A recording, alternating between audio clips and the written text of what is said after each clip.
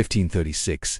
The English Parliament officially declared the Pope's authority void in England. It's 1536, and you are watching this channel. Today we are looking at a pivotal moment in the history of England and the Catholic Church. It's January 18th and the English Parliament has just passed the Act of Supremacy, which declared the Pope's authority to be void in England. This was the culmination of King Henry VIII's long-running battle with the Catholic Church and the Pope over control of the English Church. In 1509, when Henry VIII came to power, the English Church was very much under the control of the Pope. In fact, the Pope had a lot of control over the kingdoms of Europe at this time. But Henry wanted a son and Catherine could only produce daughters, so they wanted a different wife. They needed to know that it was okay to turn away from the Catholic Church. And that is where Thomas Cromwell comes in. Cromwell was a lawyer and politician who was one of the chief architects of the English Reformation. They wanted to give Henry VIII more power, and they wanted to make it easier for the English people to break away from the Catholic Church. He was a member of the English Parliament, and he used his position to great effect. He started to take legal and political actions to remove the Pope's power in England. After the act was passed, Cromwell went on to become the Lord Chancellor of England,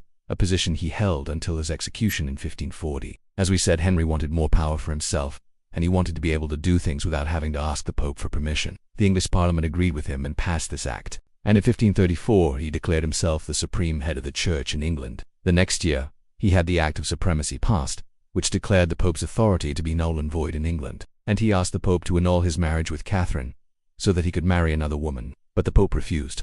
But Henry wanted more power for himself, and he wanted to be able to dispense with the niceties of having to ask the Pope for permission to do things. The Peasants' Revolt of 1381 and the English Reformation of the 1530s saw many of them turning away from the Church. Now, this wasn't helped by the fact that the Pope at the time was Clement VII, who was a nephew of Henry's first wife, Catherine of Aragon, and so Henry decided to take matters into his own hands.